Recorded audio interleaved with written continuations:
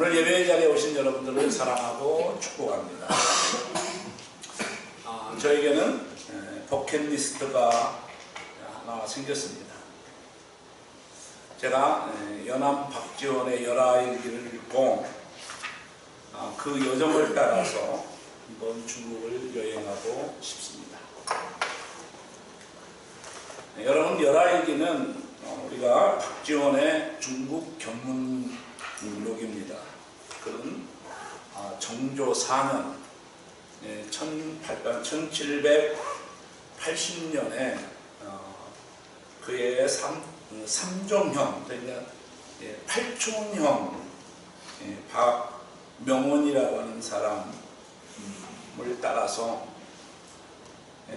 걸륭제의 만수절, 그러니까 칠순잔치에 참여했습니다. 그런데 이 거리가 참으로 먼 거리입니다. 오고 가고 넉 달이 걸리는 거리를 말로 왔다 갔다 하면서 쓴 책이 열아일기. 사실은 그 나라는 우리가 정말 그 롯데 백화점이 있는 삼전동에 가면 아주 치욕적인 그 삼전동, 그 삼전도 사건이 있었던 곳이 삼전동에 있습니다. 인조가 그 청나라의 그 황제 앞에 무릎을 꿇고 이마를 3번은 진흙에서 찢고 그 굴욕이 있었던 그 흔적이 삼전동에 가면 있는데요. 여러분, 이 청나라는 150년 동안 아주 그 최고의 용성기를 누리게 됩니다. 예, 청나라는 한족이 아니고 만조족, 우리가 소위 말하는 오랑캐족인데, 이 조선에서는 그 오랑캐족이 그렇게 잘 살 수 있는 이유가 뭔가, 박지원에게는 그런 마음이 있었어요. 그것을 알아보고 찾아보기 위해서 박지원은 사실은 프리랜서, 특별한 직책이 없었는데 그 사촌형, 삼종형을 따라서 간 것입니다. 그런데 거기에서 박지원의 열아일기를 읽어보면 이렇게 청나라가 잘 살 수 있는 이유가 무엇인가, 그 이유를 이렇게 만리장성에서 찾은 것도 아니고, 여러분, 정말 통찰력 있는 이유를 찾아내게 됩니다. 정말 이렇게 청나라가 잘 살 수 있는 이유는 무엇일까? 박지원만의 그 시야를 가지고 그 기원을 찾는데요. 그것은 깨진 기와장과 길거리에 널브러진 말동에서 찾았습니다. 여러분, 깨진 기와장은 우리는 재사용이 불가능하지 않습니까? 그런데 깨진 기와장을 통해서 저렇게 담장을 예쁘게 수놓을 수도 있고, 여러분, 그런 청나라나 이 중국에는 말들이 많이 있지 않습니까? 그런데 거리마다 말동들이 아주 널브러져 있는데, 청나라에 가보니까 그 말동들을 깨끗이 주워다가 한 곳에 모아놓고 농사 짓는 데 사용하더라는 거예요. 야, 저것이 청나라가 저렇게 잘 살 수 있는 문명국을 고고할 수 있는 원인이 저기에 있구나. 이것을 박지원은 열아일기에 기록하고 있는 것입니다. 여러분, 정말 하찮은 물건도 어떻게 보느냐에 따라서, 누가 보느냐에 따라서 그것이 그 용도가 달라지는 것입니다. 여러분, 예수님은 건축자들에게 버림을 받은 돌이었습니다.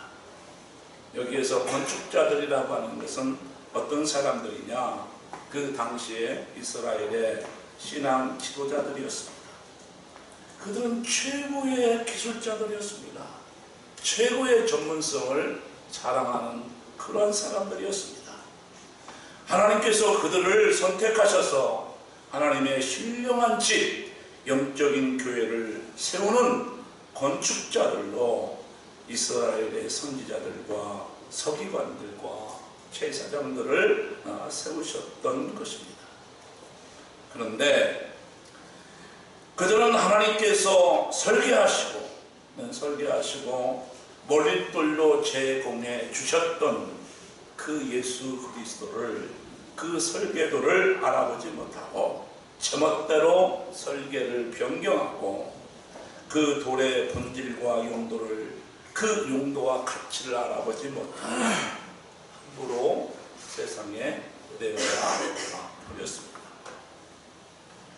그래서 그를 영문 밖으로 끌어내서 골고다의 언덕에 갖다 내다버리고 말았습니다.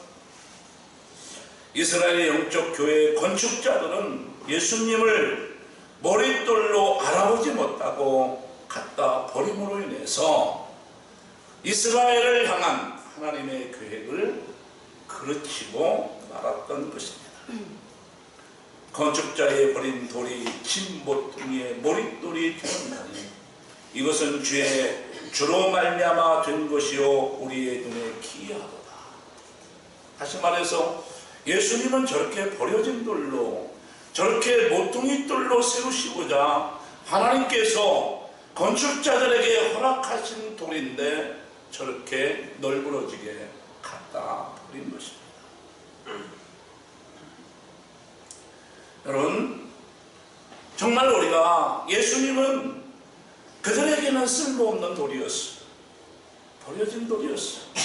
그래서 이방인들의 손에 의탁하고 그를 매로 치고 그를 온갖 모욕과 수욕을 다 당하게 하고 결국은 마침내 십자가에 못 박혀서 죽였습니다. 여러분, 이스라엘 사람들은 그런 교만이 있어요.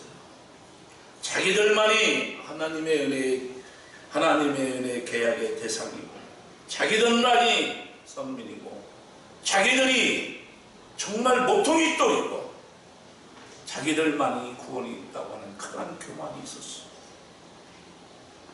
그래서 이방인들에게는 정말 외인이고 소망도 없고 하나님도 없고 이방인들이, 야만인들이 이런 그렇게 개같이 여기는 그런 교만이 그들에게 있었던 것입니다.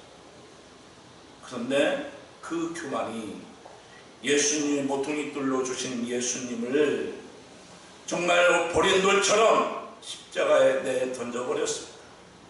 그런데 그 하나님께서는 그 버려진 돌을 주셔가지고 머릿돌처럼 귀하게 세우실 것을 주장하고 있는 것입니다. 예수님은 십자가에 달려 초라하게 죽으셨습니다. 그러나 하나님께서는 그를 죽은 자 가운데에서 사흘 만에 다시 일으키셨습니다. 죽음의 무덤의 문을 여시고 부활하심으로 인해서 교회를 다스리는 머리가 되셨습니다. 한때 자신의 길에 거침돌이 된다고, 방해가 된다고 주님께서 가야 할 길을 얘기할 때에 예수님의 멱살을 붙들고 큰나면서 꾸짖으면서 그렇게 하시면 안 된다고 말하고, 또 예수님의 죽음이 두려워서 다가올 어려움을 피하고자 예수님을 부인하고 저주까지 했던 베드로도 사내들인 공회의원 앞에서 이렇게 설교합니다. 이 예수는 너희 건축자들의 버린 돌로서 진 모퉁이 돌의 머릿돌이 되었느니라. 사도행전에서 이렇게 정말 설명하고 고백하고 있는 모습을 볼 수 있습니다. 여러분, 여러분들에게 예수 그리스도는 어떤 존재입니까? 여러분, 정말 여러분들에게 예수 그리스도는 어떤 존재입니까? 우리는 이 시간 우리에게 깊게 그것을 물어봐야 합니다. 예수 그리스도를 어떻게 보느냐?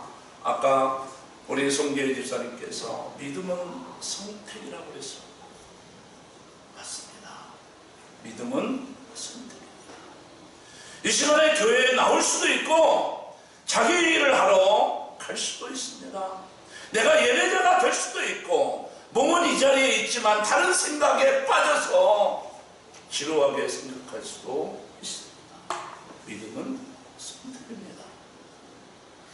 예수 그리스도를, 이 버림받은 돌 예수 그리스도를 버리는 그 사람들에게는 그 돌이 무슨 돌이 되느냐? 거치는 돌, 부딪히는 돌이 되어버려서 그들을 어떻게 만드셨어요?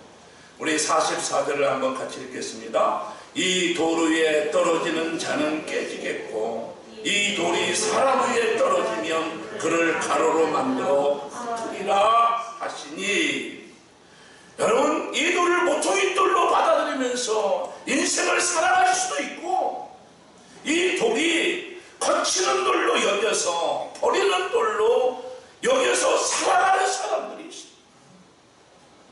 그런데 그를 버린 자들에게는 부딪히는 돌이 되고 반석이 되어서 그를 부수어 칼로 만들어 심판의 도구가 될 수도 있다고 하는 사실입니다.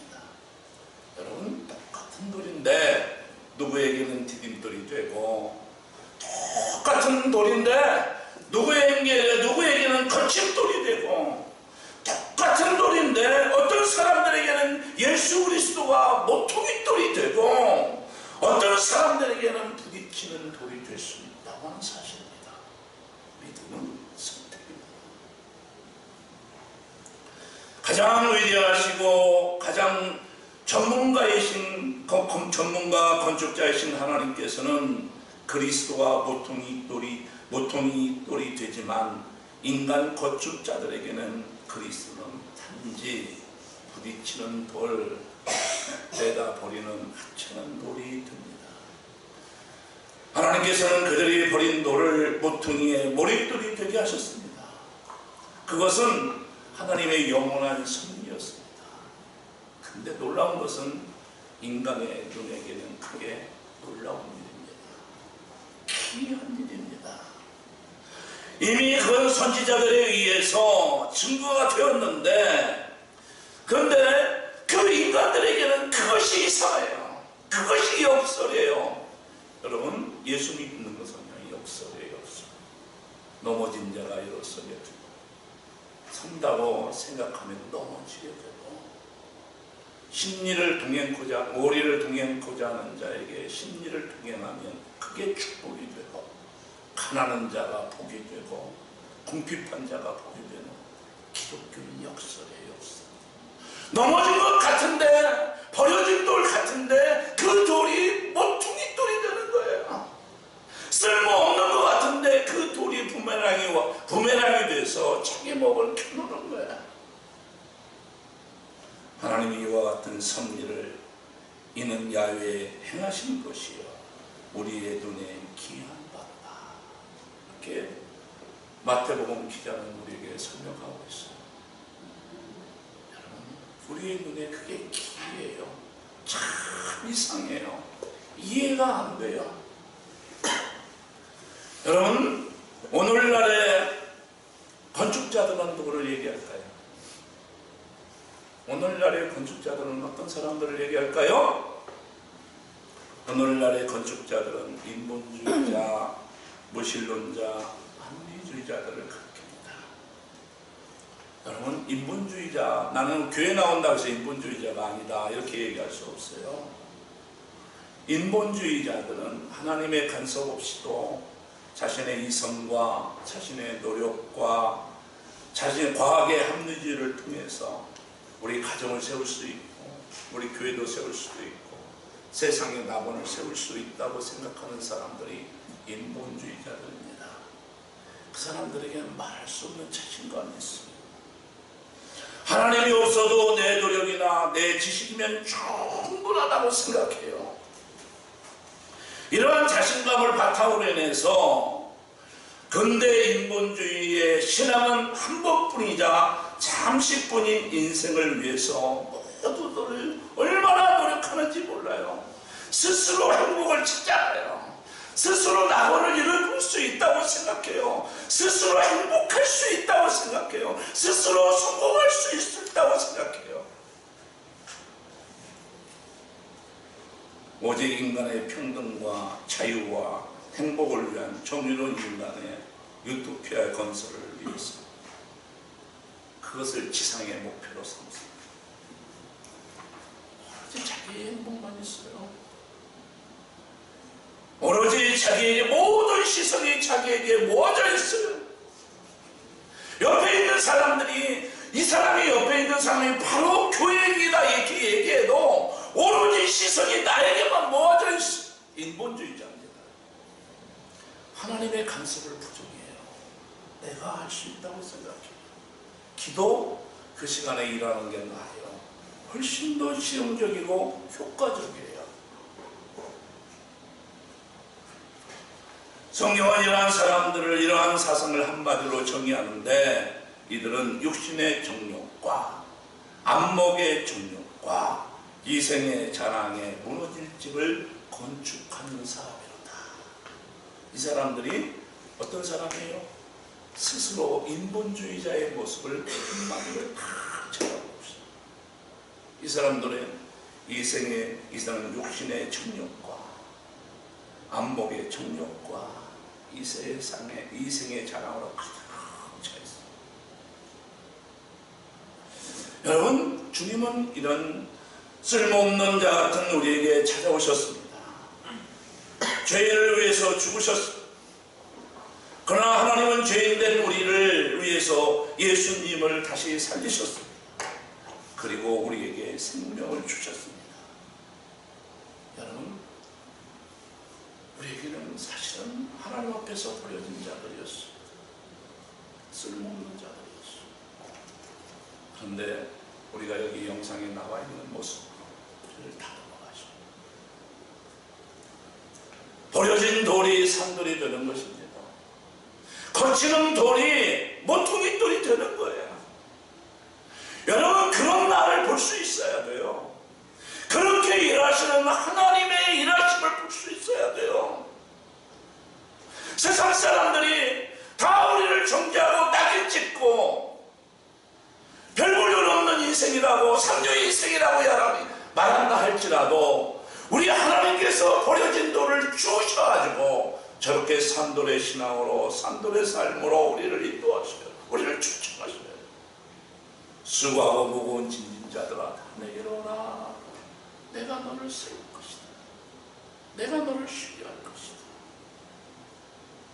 여러분, 우리 부활하신 예수님을 만났던 사람들은 이런 삶, 이런 역동을 다 경험한 사람들입니다. 예수님의 12사도를 보세요. 누구 하나 변변한 사람이 없어요. 버려진 돌이었어요. 갈릴리라고 하는 곳은 변방 중에 변방이었어요. 그런데 그들을 부르셨어요. 그들을 산돌로 만드셨어요. 베드로를 보십시오. 필립을 보십시오. 바울도 보십시오. 그대로 놓았다면 스스로 고장난 나침판을 붙들고 가다가 절벽에 떨어질 수밖에 없는 그런 사람들이었어요. 그런데 하나님께서 그들을 부르셨어요. 그들을 불러 모으셔서 산돌로 만드셔요. 모퉁이돌로 만드셔요. 여러분, 그런 하나님을 발견하시길 바랍니다. 그런 하나님을 만나시기를 바랍니다. 그런 하나님을 고백하시기를 바랍니다. 그리스도 안에서 하나님의 나라를 기업으로 받게 하시고, 그뿐만 아니라 가치 없는 우리를 하나님의 대사로 불러서 귀하게 사용하신다니, 이 얼마나 놀라운 일입니까? 구별된, 여러분, 성도라는 말이 어떤 말입니까? 구별된 사람을 얘기합니다. 성별된 사람. 전에 우리 어머니가 콩을 이렇게 추수해가지고 키에다가 콩을 이렇게 쏟으시고 이렇게 흔들으셔서 벌레 먹은 콩과 알곡의 콩을 이렇게 골라내십니다. 그게 성별입니다. 그래서 저희 어머니가 알곡은 잘 모아서 자루 속에 넣고 벌레 먹고 쓸모없는 것은 다 버리시고, 그게 성별입니다. 가치 없는 우리를 하나님의 대사로 불러서 교황에 사오실 뿐만 아니라 우리를 괜찮다 하시고 하나님의 자녀로 삼아주시는, 이 얼마나 놀라운 일입니까? 이 얼마나 귀한 일입니까? 근데 있잖아요, 사람들은 예수를 믿을 때 예수님에 대한 기대가 있어요.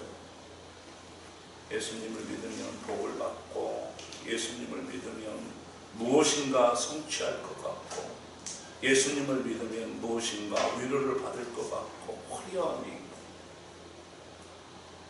근데 큰 교회당에 가면 화려함이 있잖아요. 여러분들 거기에 뭐 뽐낼 수도 있어요. 내가 큰 교회를 다닐 수 있어. 거기 보니까 사회적으로 유명한 사람들도 많고, 일반적으로 교회 밖에서 쉽게 만날 수 없는데 교회 가면 그 사람들과 쉽게 교제할 수도 있고. 근데 사실은 예수님은 그렇게 화려한 분으로 성경은 묘사하지 않고 있습니다.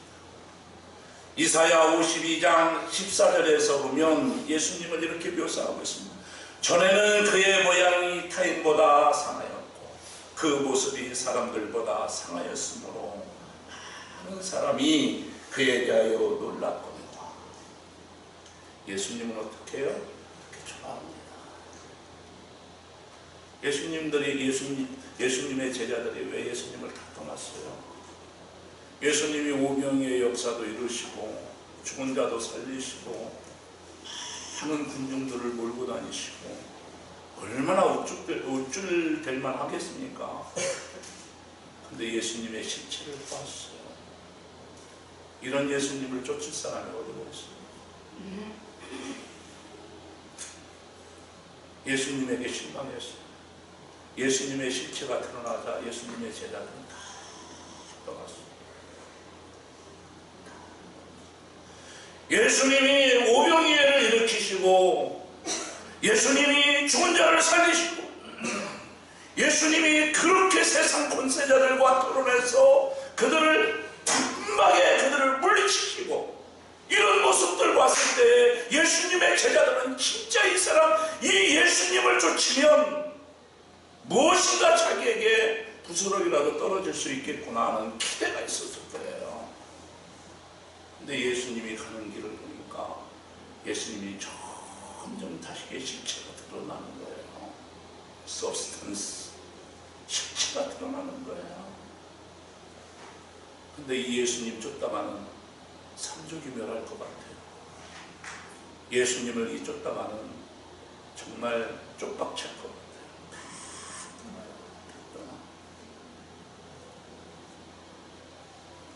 가만히 보니까 예수님은 자기를 세상에 드러내려고도 하지 않고, 세상의 눈으로 보면 예수님은 실패자입니다.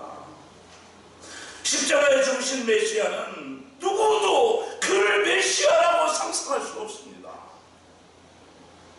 누구도 그를 구원자라고 말할 수 없습니다.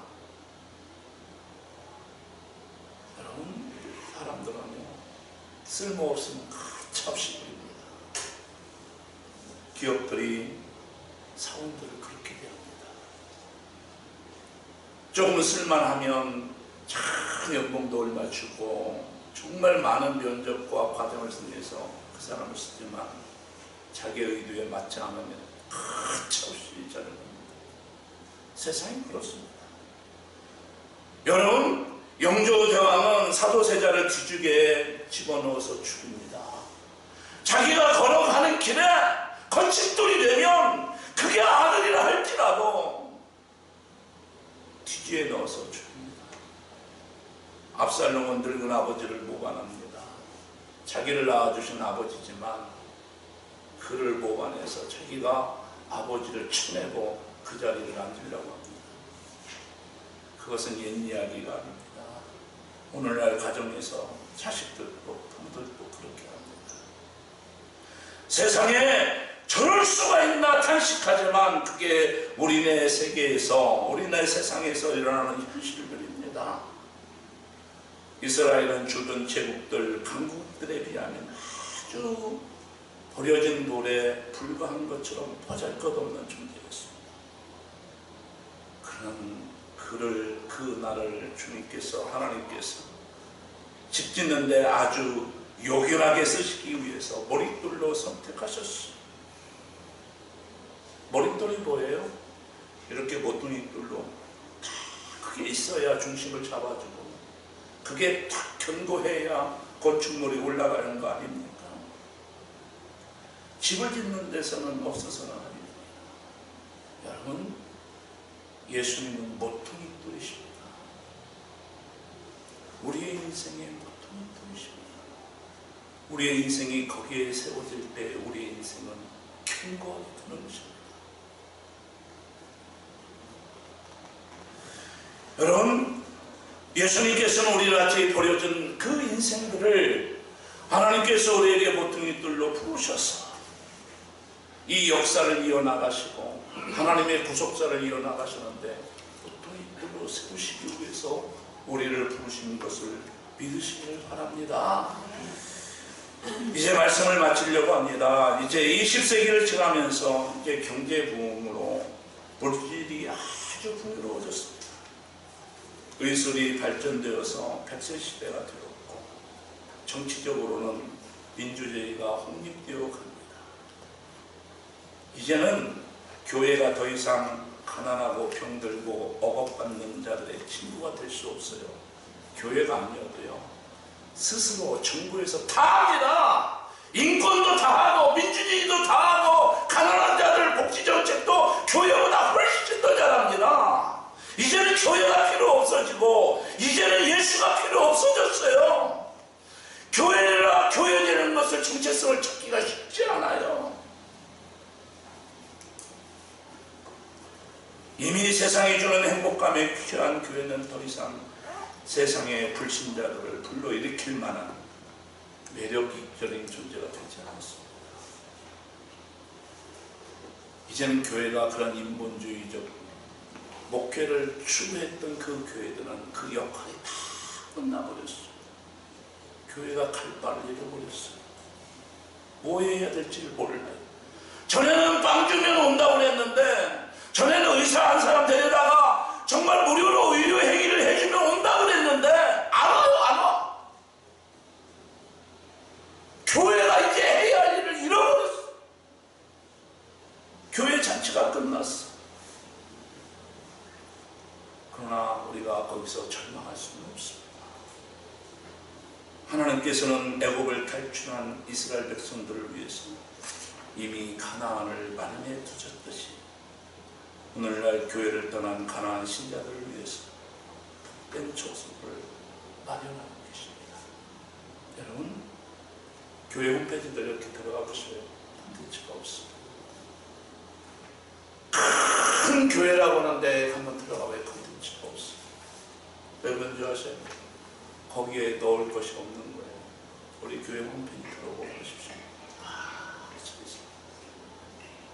우리가 감당해야 할 역할들이 참 많다는 거예요. 여러분, 우리 교회가 아주 정말 우리 교회에 대한 우리의 소망을 가져주셔도 됩니다. 여러분들 우리의 목민교회에 대한 자부심을 가지셔도 됩니다. 우리는 그런 데에 의미를 두지 않습니다. 요즘에 제가 우리 교회를 보면 나비 효과라는 말을 생각나요. 어떤 사람이 나비 효과라는 말은 미국 캘리포니아 주에서 나비가 이렇게 날고 있는데 그 나비의 효과가 이렇게 퍼져서 한국 땅에 들어오니까 그게 태풍이 되어가는 거예요. 여러분, 우리 교회에 누가 한 사람에다 계단에다가 화분을 갖다 놨어요. 근데 누가 그 옆에다가 더 큰 화분을 갖다 놨어요. 어떤 사람들이 우리 청년부에서 그걸 보면서 마음이 따뜻해졌어요. 그래서 교육관을 깨끗하게 청소했어요. 그런데 우리 교회 성도들이 대청소를 하는데 교회가 전체가 제가 목회하면서 이보다 더 교회가 깨끗해진 적이 없어. 이 모양 저 모양으로 교회가 이렇게 발전하고 변화하는 모습이 보여요. 저에게 그게 큰 힘이 되었어요. 그래서 제 열정을 불태우기 시작했어요. 여러분, 보물을 찾은 자는 다른 사람과 경쟁하지 않습니다. 정말 내 안에 그리스도라는 그 보물을 찾은 자는 다른 사람과 경쟁하지 않습니다. 날마다 내 안에 있는 그 보물을 보물되게 하기 위해서 늘 기도하고 묵상합니다. 예수 그리스도는 나에게 전부이십니다. 여러분, 내 안에 보물을 찾은 자들은 모든 위대한 삶을 살아갈 수 있습니다. 내 안에 보물은 외부에 있지 않습니다. 보물은 나에게 내 안에 있어요. 내 안에 있는 그 예수 그리스도가 보물입니다. 그 보물을 찾은 자들은 그 삶이 다 위대한 삶을 살아가는 것을 볼 수 있습니다. 우리 안에 일어난 사회적으로는 링컨이 그랬고, 슈바이처 박사가 그랬고, 리빙스턴이 그랬고, 우리가 그 안에 보물을 찾은 자들은 다 위대한 삶을 살아갑니다.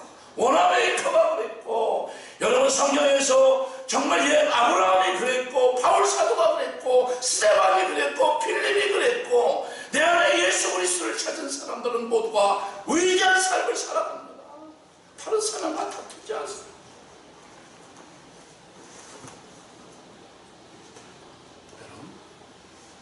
여러분들에게 한 가지 묻겠습니다. 여러분들은 거울을 이렇게 아침에 일하러 나갔다가 집에 들어가셔서 샤워를 하거나 세수를 하고 거울을 보면 여러분의 거울에 나타난 얼굴을 보면서 참 내가 너를 사랑한다, 내가 너를 존경한다 이렇게 고백하십니까? 아니면 오늘 내가 누구를 위해서 이렇게 살았지? 내 삶이 질서가 있었는가?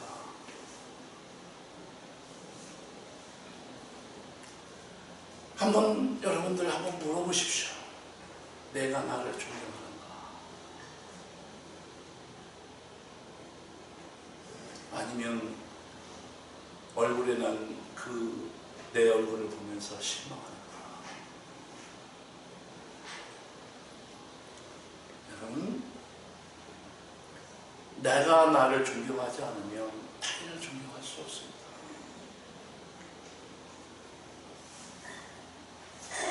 자신 안에서 최선을 발견한 사람이 타인의 최선을 발견합니다. 존경이라는 말은 무슨 뜻입니까? 존경은요, 술주자에다가 손수자입니다. 그러니까 술잔을 만들어서 이렇게 올리는 것이 존자의 존자. 내가 내 얼굴을 보면서 이야, 참 아름답구나, 참 수고하구나, 정말 내가 당신을 존경합니다. 이게 존경의 존경. 자기 존경이니까 참 깨끗하게 살았구나, 참 예수님 사람답게 살았구나, 참 예수 그리스도의 향기가 너에게서 나는구나. 내 몸에서. 자기 존경이 있습니까? 늘 이전투구하고 갈등하고 방황하고 두려움에 떨고 이렇게 살아갑니까?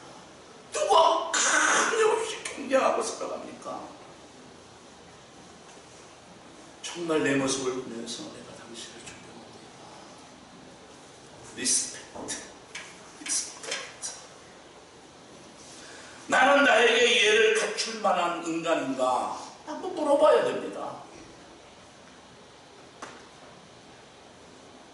존경이라고 하는 것은 진실로 회초리를 들고 더 나은 자신을 관찰해서 더 나은 자신을 상상하는 그런 용기, 그게 존경입니다.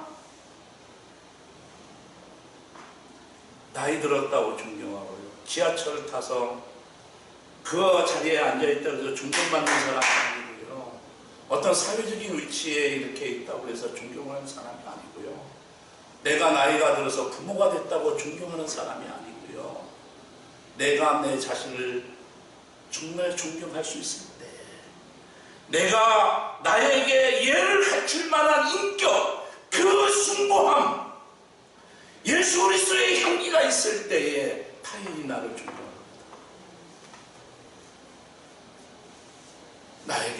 나는 나에게 받을 만한 인간인가? 하나님은 이런 사람들을 사랑하십니다. 하나님은 이런 사람들을 목통이 들이라고 말씀하십니다.